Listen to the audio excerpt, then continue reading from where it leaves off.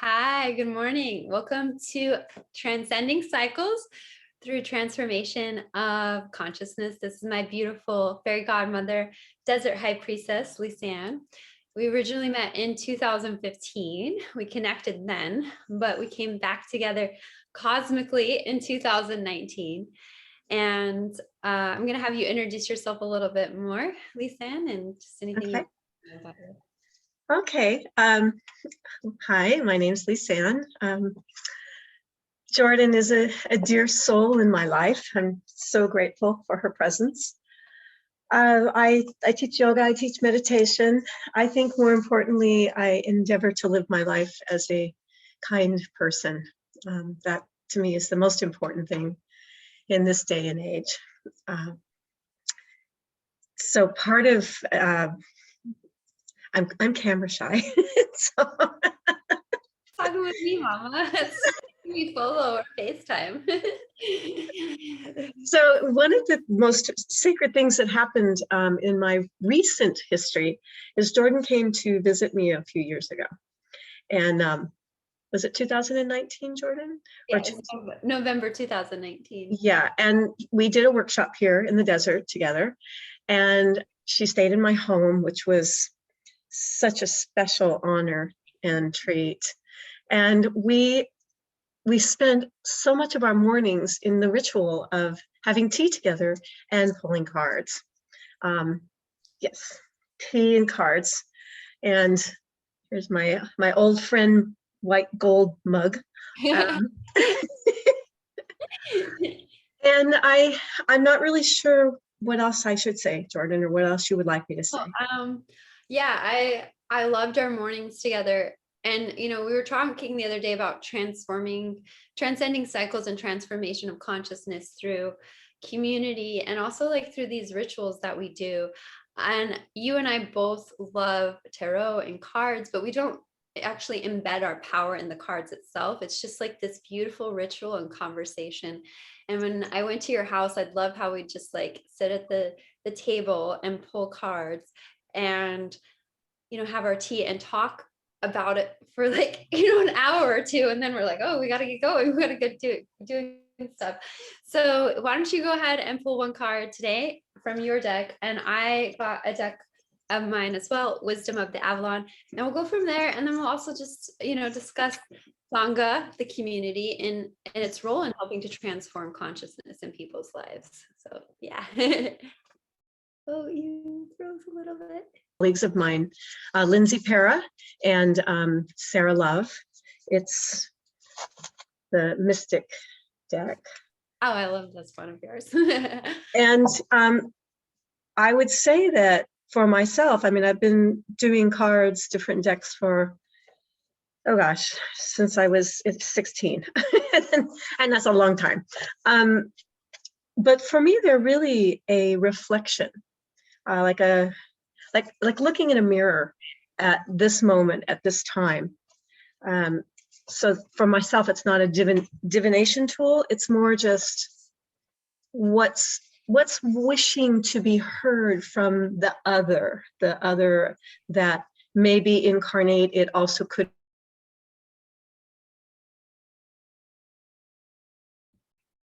something that's wishing to be heard. So I'm pulling my card right now, and what I have is inner. And such a beautiful card. Yeah, it's really all about just what I said, the inner process and how our inner process is so essential in terms of how we manifest outwardly. Absolutely. You know, this concept of as within, so without. And what I've really noticed is before you struggle against the nature of things if you don't do any kind of like internal reflection. I don't even want to call it internal work. I want to release that word because I think it's actually a lower level of consciousness of work. And that creates that expansion. And you know, manifestation, getting our thoughts in alignment means that things will come in the least amount of effort when we're in proper alignment. It doesn't mean that we won't do any type of action towards the pursuit of our dreams, but it will be like the least amount of effort, and it will be in a state of enjoyment in that in that process. And I was thinking too, like, that's the work part of it. But when in terms of yoga practice, when I've just been in the most enjoyment and community, and part of my 84 practice is it being in that community and enjoyment, the postures I had dreamed about for years started to just materialize right one after another, because it was inner enjoyment. It wasn't inner work. And so I want to move away from this concept, even in spiritual communities, of work, but it's like inner enjoyment, inner exploration, inner expansion. And that's really what it is. If we could call it, instead of I'm doing the inner work, I'm doing the inner expansion. I'm doing the inner expansion, because then I want my whole external world to be expanding. And so it's this process of this inner work as well. Or inner expansion. Oh, look, Freudian slip. It's as you're if it's okay, as you're pulling your card, I love the concept of chop wood, carry water, because there is a certain amount of every day the dishes have to be done, the floors have to be mopped, all those things, the asanas, the postures, they ask to be done. And our bodies want to have them done with us, in conjunction with us. So I like to think about it for myself, when I can get in that place of it's being in the moment and in the joy of just doing whatever it is I'm doing, rather than in the future or in the past, because healing doesn't happen in the past or the future. It just happens right now. Yes, the eternal present moment. Yes. I love what you said too. There's also this enjoyment to it. It was funny, the other night with the full moon, I decided, I Swiffer my floors, and instead I was like, I'm gonna, fill up some beautiful lavender essential oil, get down on my hands and knees, and just really enjoy this process of of cleansing and welcoming in new energy and expansive energy. And I think that you and I have this priestess witchy energy, and that ritual that comes through cards, it comes through tea, it comes through things like creating these things as rituals of enjoyment.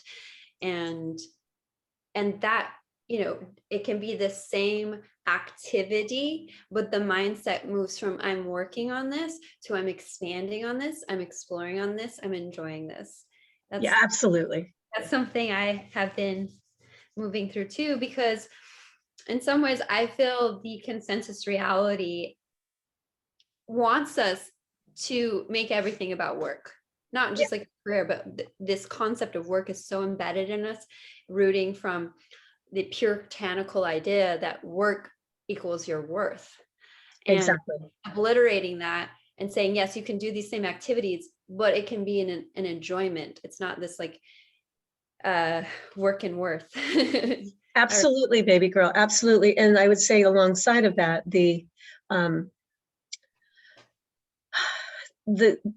it's in our dharma to use that Buddhist concept, that our dharma is our work, is the sun's right here. I keep going, I love it. No, it's like a halo. Yeah, I love it too. It's early, that's the east. West is that way. Anyway, so yes, I mean, if we're lucky, we expand into our dharma. And if for those of us that were born in the 50s and 60s and earlier, that puritanical weave of your work and your worth, it's a real thing to start to reprogram that and to let go of that. Yes. So you and I have had many conversations about this, actually. The other night when you were like, darling, I was raised to be like a 50s housewife. And I was like, well, darling, I was raised to be a Mormon housewife. That one. I understand it. That deep embedded, like puritanical Protestant belief. And for me personally, I do think it's interesting because there's a lot of mysticism in Mormonism combined with like puritanical stuff. Yes. And so in the process of, transcending out of that cycle, it took me a while to want to actually keep some of that mystical quality of it, but I needed to detach the puritanical, like patriarchal aspects of it from this like mysticism. And, you and I both do Reiki, but one of the things that the idea of healing other people through touch and kind of reclaiming that for myself and getting that attunement was really such a completion of a cycle for me to be able to have that. All that being said, is the card that I have pulled is trust, which is so beautiful. Wow. The pathway winding up the mountain here, which I think Mm. when I love going hiking, but hiking is all about being in the present moment. I was thinking, I went on a beautiful hike last year to this, it's called Lake Serene up here, and it was 8 hours. And Wow. I went with my friends, and they had told me they had prepared for it, but they didn't. And we just went ahead and went up, and it was just present moment by present moment and present moment until you reach the summit. And also I was thinking in terms of this concept, it's that present moment, that process along the way that really is the beauty of it. If somebody just got a helicopter and dropped you off at the summit, you wouldn't have that richness of experience that you have through winding up the pathway. And also the time I also struggle with that eagerness to be at my destination. And so, and okay, one more point here. I was thinking in terms of the Bikram dialogue, and how much I love words. Mm-hmm. And says, I used to love the phrase, as long as you're trying the right way and don't give up, that's the ultimate destination. I was like, no, I can't use that phrase anymore. I don't want to affirm trying anymore. I said, and so I've started to say in class, as long as you are trusting the right way, you will be at your final destination. So just that little switch of the language, which you and I are very wordsmiths, soothsayers, conscientious of. The word is our wand, and how we use that word, which is just an externalization of a thought. So if you're working with the words in the pranic field, it's going to change in the causal field. And that's my opinion, at least. I would agree with you, my friend. I would also say that in terms of to weave with trust, the inner, I had this insight. I was actually taking the trash out the other day about this conversation, and the word that popped into my consciousness was archetypes, because I really, number one, I resonate with the connection to the various archetypes. And here we are, we're almost at May Day, which is a sacred time, Beltane. It's a sacred celebration. One of the cross quarters, there's my little boy cat. He's asking for his second breakfast. But what I wanted to convey in this time together is that we all resonate with different archetypes and have more connection or conductivity to those archetypes.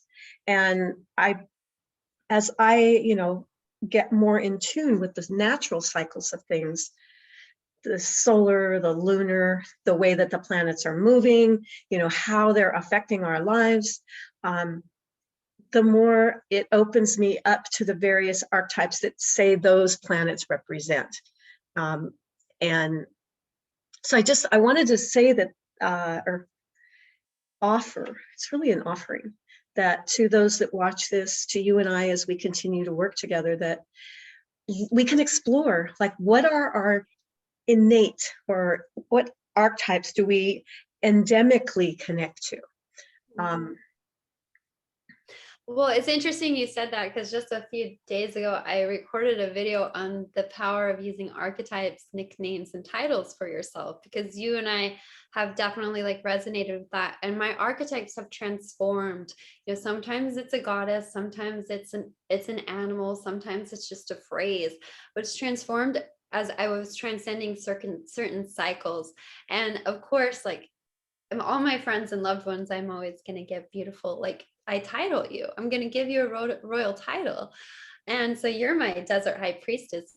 You're my fairy godmother. Like, just like you're that energy. But because the subconscious works in shapes and symbols and images, when you have this archetype, you're literally transfiguring yourself into that. And I think about when I moved through, like right after my divorce, I identified with Hera, who was portrayed by Zeus, and the Black Widow. And that was the energetics I was in at the time. But when I was ready to transcend that cycle, I chose the Divine Swan, which is Yes. Amahansa, means divine swan. And I just wanted to have those qualities imbued in me, and to kind of reclaim that, you know, tenderness that I used to feel inside of me and allow, you know, anger is a highly generative force. It's higher than sadness. So sometimes like anger can be help when we enter into sadness in a way, like it's a lower level. I don't want to call it lower level consciousness, but it's just not as like, you're not magnetizing things to you. But anger is actually a step up in generative power. And so just moving through and burning out those embers, and then finally being able to transcend that cycle through the use of an archetype such as the divine swan.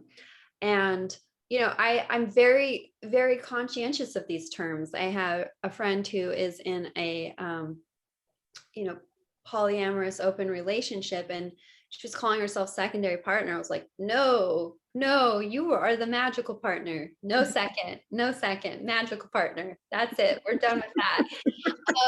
So just like really looking at these like phrases, and I try to call myself to that standard, and I don't ask anything of other people that I'm not asking of myself. And so I also will call my friends to the standard too, by watching what they say to themselves and watching how they title themselves. And I think I told you that the other day. I was like, you're not allowed to say that phrase around me anymore. Yes, you did say that. And that's, I must say that to have a friend that holds you to your best in terms of our extended Sangha, our extended community, it's so important. It's such a sacred thing. It's my hope and my wish that anybody who watches this will have at least one person that loves them so much that they will be willing to say words to strip away outdated ways of behaving or words or thought processes that we may not even be aware of. And I think, especially as we get older, that it becomes more easy to get stuck. And, you know, I teach yoga to 60, 70, 80-year-olds. And I love these people because yoga is bringing them into a place. Not only are they physically becoming more flexible, they're opening their minds and their hearts. And watching the people that I grew up with, my great aunts, my family, they became very narrow and fixed. And so to have yourself, dear Kim, other people, my other friends, Kim, people that hold me to the best and remind me that I'm not this physical hunk of flesh, that I'm actually a piece of divinity walking around here. And that's part of our job, is to, as humans, I believe, is to locate ourselves in that higher S self, as opposed to the egoic little s self. So it's kind of a weave, but in terms of the archetype lately for myself, I mean, I went through a period of, you know, Kali. I mean, you and I talked about that, you know, just that was my that was my protectress. Mhm. These days, I'm much more attuned with Kuan Yin. Mhm. And then in Saraswati. Saraswati is the goddess of music and poetry and dance. Mhm. Mhm. Well, it's interesting you brought up Kali because you actually helped me to have a relationship with Kali. I was very resistant towards Kali, and I was, and She's um, scary. She demands respect. he demands respect, and that was something I wanted to pull in for myself, but also this element of like surrendering the anger or whatever I would feel to Kali. Sometimes I would be like, I intend to transfer my anger to Kali and she can send it on to the person who, who deserves this, like take this from me, Kali, and go deliver it to the person who, caused this. But then at the end of the day, the person who caused it is actually myself, but I won't put myself in that little hamster wheel rabbit loop. Um, But I will say what I witnessed last year when you went through this particularly trying time is that element of Kali, like you almost like physically, because our thoughts, we're talking about the older people. I don't know. I don't call it older. The elders. I think elders is a beautiful term, like as like the wise in our community, as like kind of stuck because really our body is our thoughts and it's the accumulation of our thoughts over and over and over again. And so we can work on the physical manipulation of the body to create a mental ascension, or vice versa. You can do mental ascension, which will cause a physical transformation of the body. And you and I both have done it both ways in terms of yoga, as above, so below, as within, so without, kind of moving back and forth between these things. But does the body move and then the consciousness shifts, or does the consciousness shifts and then the body moves? It's one and the same. It's this constant flow. Absolutely. The beautiful thing about yoga. And for myself, I am 9 years into my yoga practice and I did not start off flexible at all. And I'm just continually to expand. And so I just tell myself every day, I'm aging in reverse. I'm ageless. And that's kind of the reality that I'm existing in. I'm doing things that people years ago told me I couldn't do. That's And right. I would hurt myself or would do this. And I was like, no, I trust this yoga. I trust this process. And over the years, I began to trust myself. At first when you go in, you are almost, and it's okay. You put your power in the yoga and you're like, I trust this yoga. And that's great. That's a vehicle for that transformation. And then it became, I trust this process. And then I trust myself. But yeah, going back to Kali, just witnessing what you moved through and the energy you moved through last year, it was like you were burning in some ways, and just witnessing how you were kind of just, this Kali energy was like moving out. And the theme of anger keeps coming up right now, which I think is interesting, but just witnessing, I want to call it spiritual anger, because anger can be very spiritual and very healing. And one night when we were FaceTiming and you were like, I'm just, or maybe it was Marco Polo, we were like, I'm just angry. And you just like expressed it and like let it out. And I was like, yes, this, let the fire out, like let it extinguish finally. So in some ways, you being very firm about Kali has helped me to have this more embodied or comfortable relationship with my spiritual anger. So, yeah. That's that's first of all really healthy. I mean, I heard a story about the Dalai Lama not too long ago, and just to like make it really short and sweet, somebody was talking to him about a person in their Sangha who was being inappropriate sexually with the students, and he was fierce. He slammed his hand down onto a table. The glasses all jumped. I remember reading that and I'm like, that's the essence of Kali. That's what true anger is for. And that's, it's when something is wrong, it's wrong. And, I believe that we come into this life, we make a choice to come into this life to learn lessons. And like you said, it all comes back to our choices, what we've decided to do with this precious gift of our lives. And there's a certain time and place to just take responsibility and like look around and go, okay, I created this. I chose this. And it's not always comfortable. And, and but it's a place that I believe we each have to come to in terms of bringing true evolution onto this planet. Because I believe that the way forward is much more maternal and allowing. And I trust, coming back to the trust card, I trust that enough people are starting to, it's like the light bulbs are going on in their heads and they're going, okay, right, I need to take responsibility here. I need to stop blaming other people.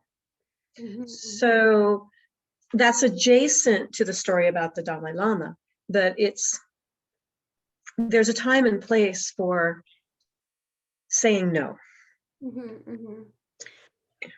Yeah, it's how do you balance, because I don't believe that we manifest our trauma, because in a lot of ways the trauma is caused from these unconscious thoughts that we're completely ignorant to, and we're ignorant to our power.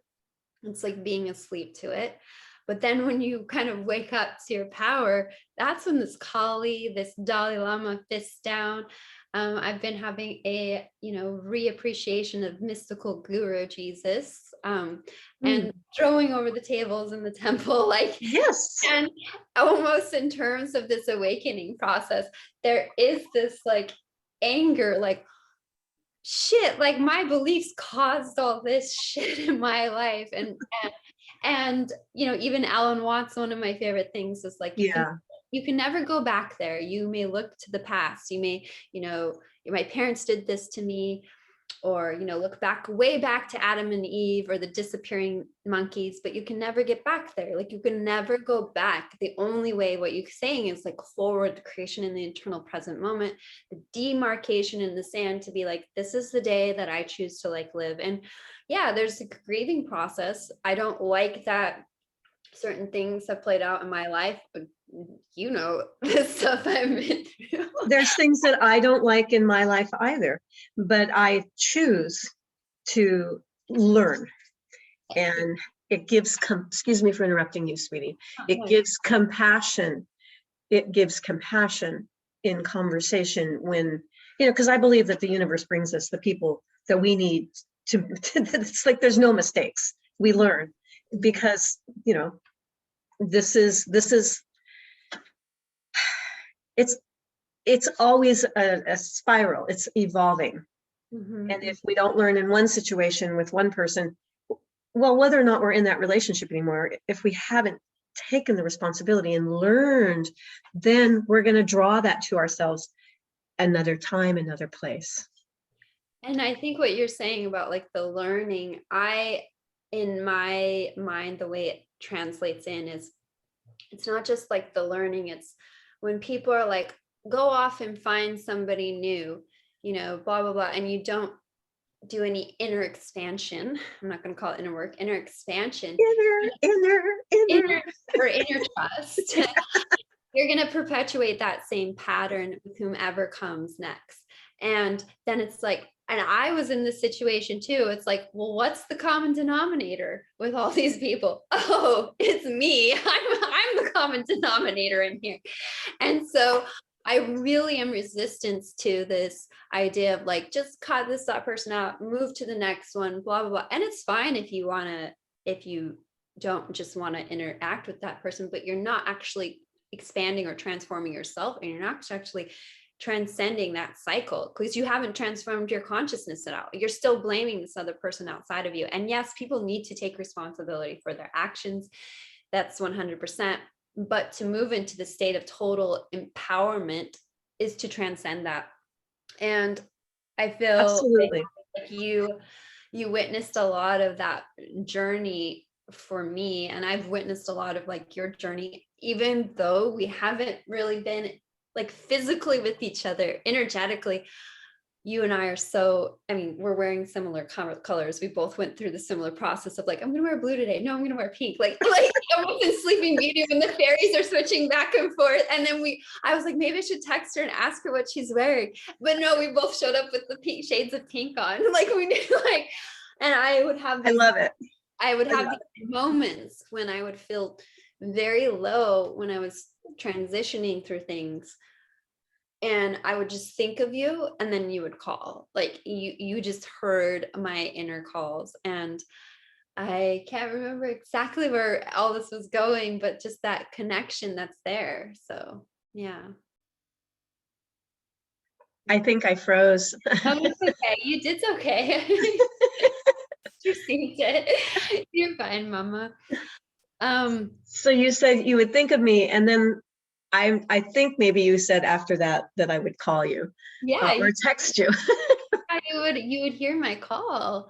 You would hear my call internally, and just I feel like we were really resonating on like a similar like frequency. And I feel like when we were connected, it was after the yoga championships in 2019, and I performed on stage and I did full wheel, which was a posture I always wanted to do on stage for years. And I was in that posture, and it's a deep, deep back bend. And I felt I could just imagine this pink aura surrounding me and this green emerald light shining through my heart. And I was so vulnerable and so exposed, and I just wanted to stay in that posture. And then I came out of it, and you were backstage, and we hadn't talked in, 4 years, really. Like, I mean, maybe a few Facebook messages here and there. And I walked off, and you were there, and I hugged you, and I just started like sobbing, and that release of being like held in such a moment of vulnerability. And then the clock, somebody had a phone behind me which said 444, and that's our number. Like, and what that number means is like your angels are here and surrounding you, and you just held me in that moment, and that community, that Sangha that you and I have created with each other. And of course we telepathically communicate with each other all the time. Yes. I would like to add that for people that are listening, is that always remember that you're being held by great unseen lights all the time. Mm-hmm. All the time. You can call them archetypes, you can call them angels, you can call them, spirits, whatever you want to call them. They're always there. And, of course, there's demarcations of an archetype and an angel, but the important thing to me, ever since I was a little girl, really, is that we're in this world, but we're not just these hunks of flesh walking around. We have like antenna energetically that are connecting us and bringing in information, and also us sending out. A very wise person once said to me that part of our gift as humans is to give God, Goddess, the experience to continue evolving. And I really resonated with that. It's like, okay, if the divine isn't incarnate in full magic, full blown, just everything here, but we have those sparks. We get to choose to be the big S self. Mm-hmm. We can send that experience back into the universe. I believe I'm manifesting myself to be goddess in physical form. And I feel like that's what we all should be doing. Agreed. That's like my 100% belief. I believe all of us in this incarnation, it doesn't have to be a future one, right, have the ability to be avatars. Because really Buddha, Jesus Christ, Krishna, Yogananda, all of them understood that there is no separateness. And when you fully embrace that no separateness, you become an avatar.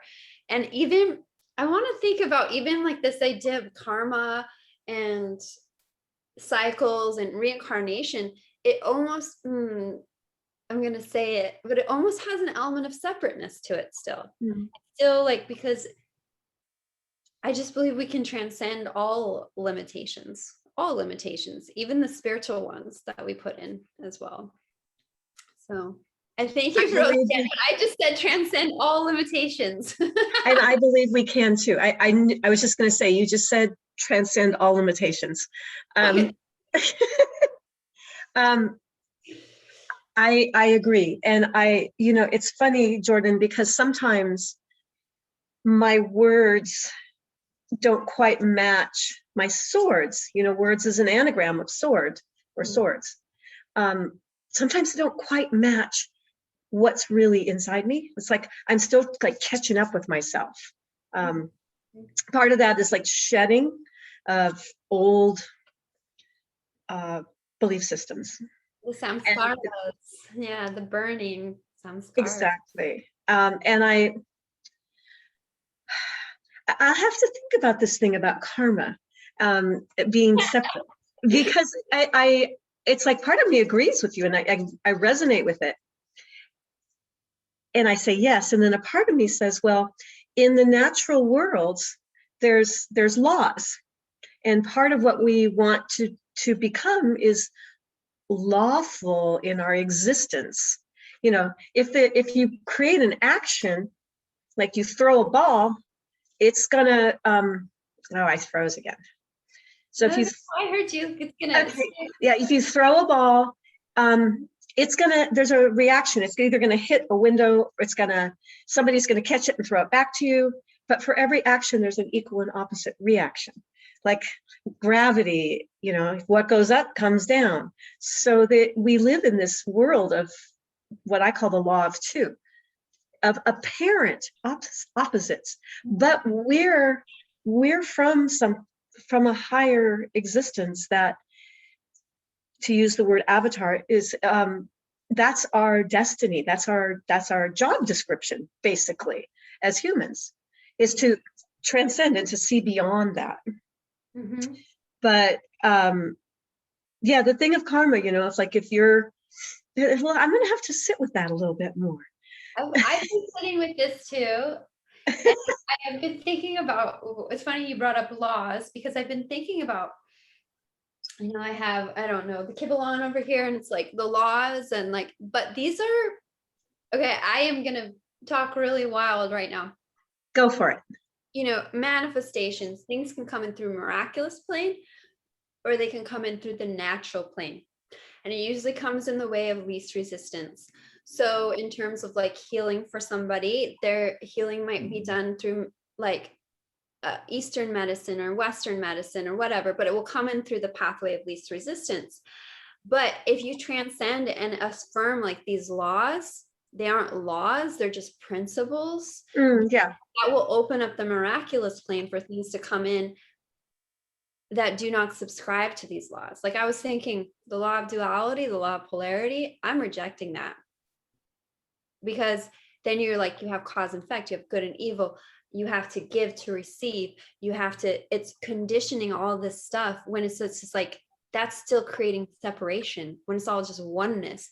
Or even in terms, I was thinking divine masculine, divine feminine, it's all just energy. I do like for my, I like the archetypes just because I have enjoyment of it, but it's not necessarily like, this is the law. And so I was thinking law of polarity, law of rhythm, law of vibration, law, all these laws, transcending it.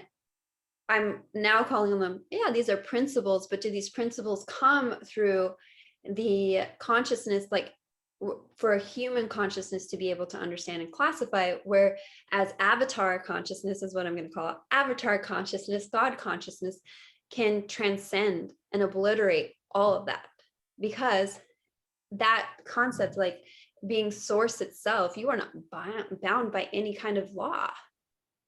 Right. Is what I would like to say. And the idea of karma, like we have these karmic cycles, we have these soul contracts, we have ancestral trauma, etc. I've been literally affirming I'm free from all soul contracts, I'm free from all karma, I'm free from all ancestral trauma.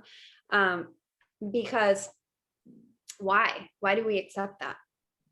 Those are, in some ways, even within spiritual communities, in some ways, those are limitations of our power. It's a Right. limitation of our power. Like you have to give in order to receive. Things have to be balanced. I heard my beautiful friend, she's like, well, I'm expanding right now, and expansion requires sacrifice. And I was like, does it?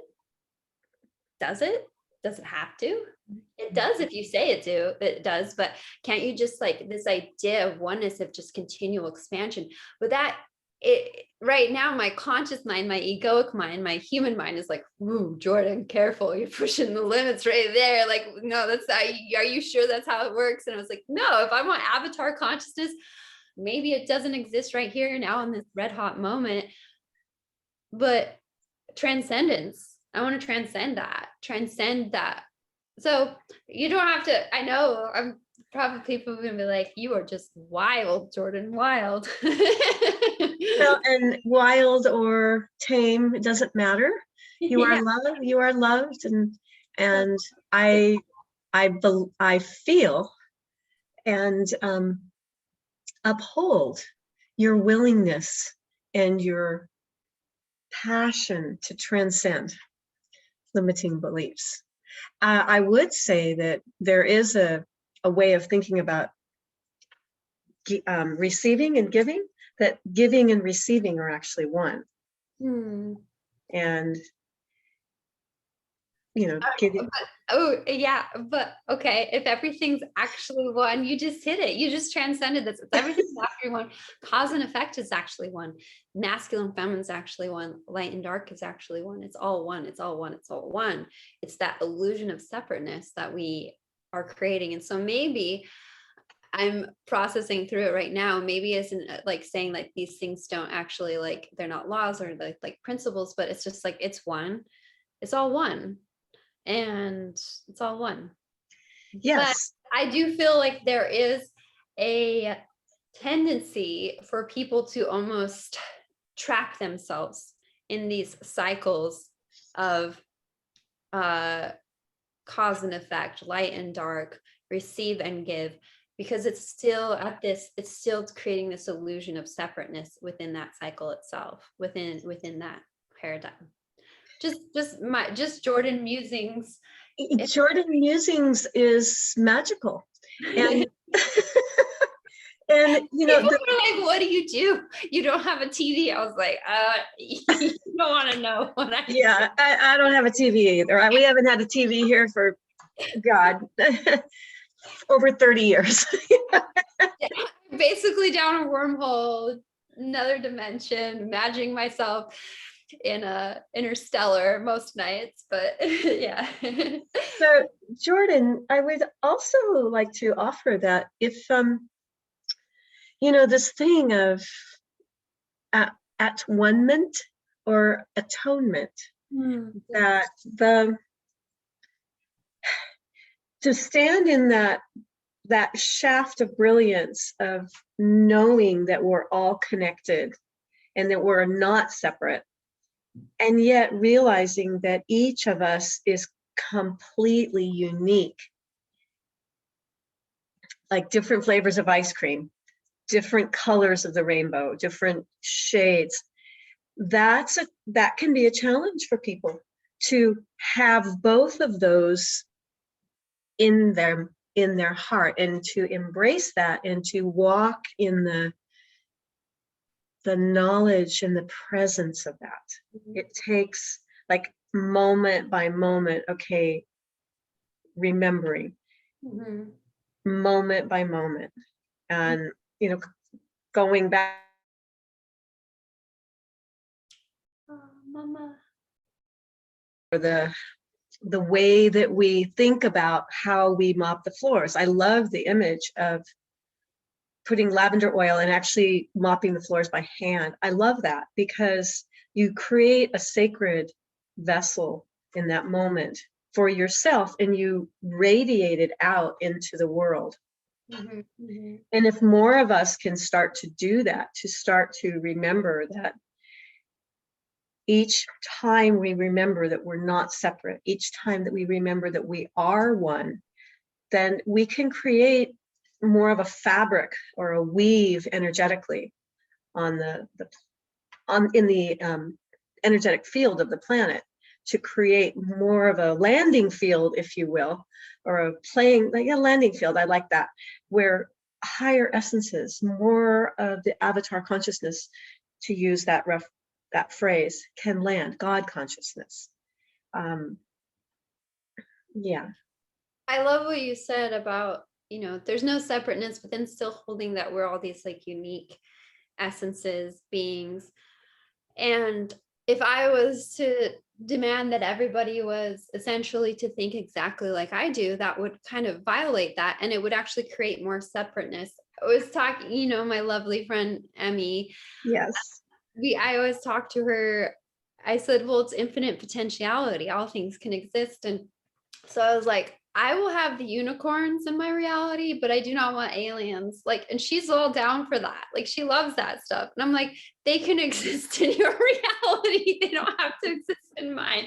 I don't need to subscribe to the same thing as yours. Like, I just want the unicorns visiting me in my dreams and why I'm astral projecting, not the aliens in myself. But she has this beautiful, lovely kind of like relationship with them. But that is infinite potentiality, where all that uniqueness can exist in infinite potentiality. So it's infinite potentiality, and it's oneness, all in the same, in this avatar consciousness. Ooh, I just love that phrase, and we came up with it here. Avatar consciousness. It's beautiful. Yes. And I would venture to say that if there's a more maternal way of conducting ourselves in the future, I'll take a leap here, is more like the Holy Spirit. Mm-hmm. Or avatar consciousness. It's more allowing mm-hmm. and guiding, rather than, you have to do it this way or you're not okay. It's much more, okay, thou mayest. You want to grow weeds? That's fine. You want to grow lantana or bougainvillea or whatever plants you grow. You want to grow lettuce? Thou mayest. It's much more maternal, but it requires a firmer connection to, this is my view, it requires a firmer connection to divinity, mm-hmm. because it's not located in the law of two or polarity or duality. It's located, it's like, okay, right, like you said earlier, I'm connected right here, right now. We're actually connected to each other, but also connected to source. Mm-hmm, mm-hmm, mm-hmm. And I know we're kind of going out there on, These are the conversations that we naturally just organically have. I know, I love it. I was talking with a friend the other day about the phrase, like, the future is female. And, I'm a very empowered woman. And I actually had some kind of resistance towards that. Like, are we just moving from one extreme to the other extreme? And instead, like, why can't the future just be oneness? Why can't the future just be wholeness? Why can't the future just be all of us, like, in our wholeness? Like, instead of just, moving from this to this. And in terms of, quote unquote, like the patriarchy, I think the patriarchy has harmed both male and female. Like, and I do feel, as empowered women, and this might ruffle some feathers, this man hating, this man shaming. Oh yeah. It's not productive to creating a more lovely, noble life that we want, because it's still creating this separateness. So I do love what you said, like, in terms of, like, that maternal energy, that, like, allowing that growth, that nurturance, that embracing, and the future is wholeness. That's really what I feel like it can be, or should be. I agree, my dear. I agree. And the man hating and shaming, and that, it hurts my heart to witness that. Mm-hmm. I understand, but it hurts my heart. So I want to talk about one last thing before, we got to wrap up here.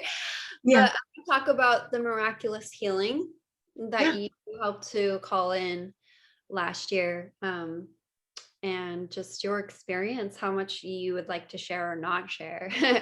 Because it was really quite beautiful for me to witness. And I essentially, from my perspective, I witnessed you like energetically and physically almost giving your marrow to sustain life. And now a year later, just how, you know, this whole different kind of place that you're into. And it was remarkable. It was nothing short of miraculous. Like it happened through the miraculous planes, the natural planes, the energetic spiritual planes, all planes. So yeah, we could just talk about. Sure. Well, it briefly, my husband, my son's father, was on a ventilator with COVID for over 50 days. And the day that he went in, which was March 21st, last year, 2020, and we got the call in the middle of the night that he was going to be intubated.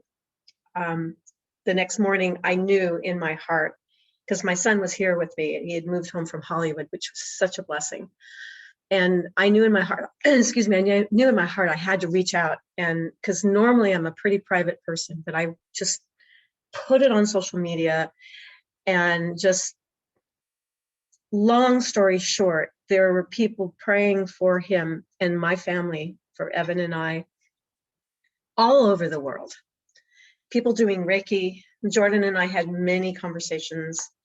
And it was a little bit like living in an altered state of consciousness for a few months, because I was also sick. I had taken some medication for a kidney infection, which caused a condition called floxing. The drug I took was Levaquin, and you can look it up. It's the drugs, Levaquin, Cipro, they're all black boxed in most countries, but because I'm allergic to penicillin, they gave that to me. So that was going on simultaneously. So in a way, I was fighting for my life, fighting for Jacob's life. And so, yes, Jordan, it did feel like it was down into the marrow. I mean, I really felt like I was, but I also felt like I was no longer, like everything that I always put my importance in, it didn't matter anymore. All that mattered now at that time was being a vessel for healing, for him and for myself. And so he's a miracle. Jacob is a miracle. He's walking, he's talking, he's working. He is what they call a long hauler. He has some symptoms. He does feel like he's not really of this world anymore. It's been quite a journey. And then ironically that you should bring this up, I didn't know that we were going to talk about this, but ironically that you should bring this up, that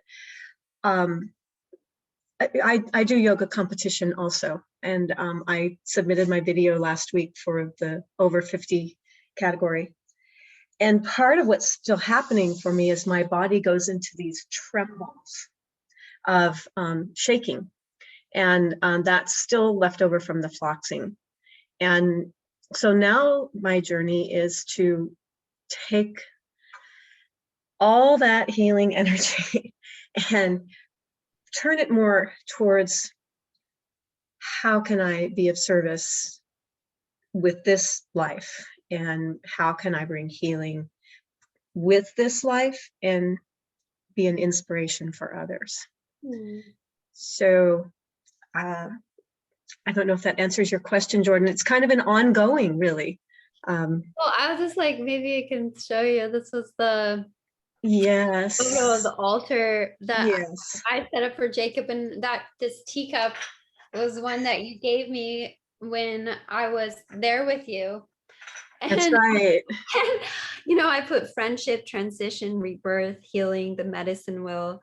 And I said, may Jacob be surrounded in a healing cocoon and an extracellular matrix of healing, that he will emerge from darkness into life, risen into the wholeness of life.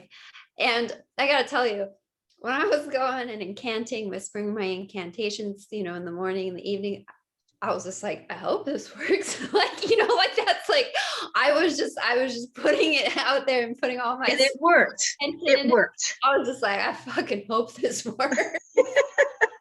And it did work. And But I do think what you say, like energetically, he's like of a different plane, because really he is. Like he rose from the dead. he literally rose from the dead. And in the beginning of April last year, his so sweet doctor, Persian, was saying to me, now I need you to make arrangements, please. And I kept saying, no, I'm not going to do it. He said, please, please, for me, please make arrangements. It's my job to have you do that. Please do it for me. I know you know he's not going to die, but please, I just need you to do this. And the last thing I would say about that is that there was 5 men of his age group, which is over 60, that went into the hospital that day or that weekend, and he's the only one that came out alive. Mm-hmm. So yes, Jordan's incantations worked. No, I mean, there was a whole community of us. There were people that I don't even know. Declarations. Yeah, exactly. I would just sit at my altar and be like, I just fucking hope, like, you know, I was just in, you know, it was just, you know, trying to, and my light keeps flickering for some reason, which I mean, I think there's the energetic stuff coming through. Oh, I do want to say that term long caller. Yes. We need a different archetype, a different title for that. Okay, I agree. You know, it's right now, but we're gonna change that. Yeah, I agree with you. That's true. Thank you, Jordan. I agree. Yeah. I will message you later on what we need to do that. So this has been delightful. Yeah, and using messages here. I love you so much, and I think it's fun to share this like intimate experience of how you and I talk with each other, with other people, because I'm so blessed with so many magical friendships and community and love, and you're part of that, and I just love you so much. Oh, my dear, I love you too. It's limiting to say that you're the daughter that came into my life, because I always wanted a daughter, but that is how I feel. I know it's much, much more than that. And, you know, I really don't know what to say, except that I love you, and thank you for taking the time with me this morning. Oh, my honor, my pleasure. So, all right. So motive D, and filled with a kiss. Mm-hmm. Bye. Bye.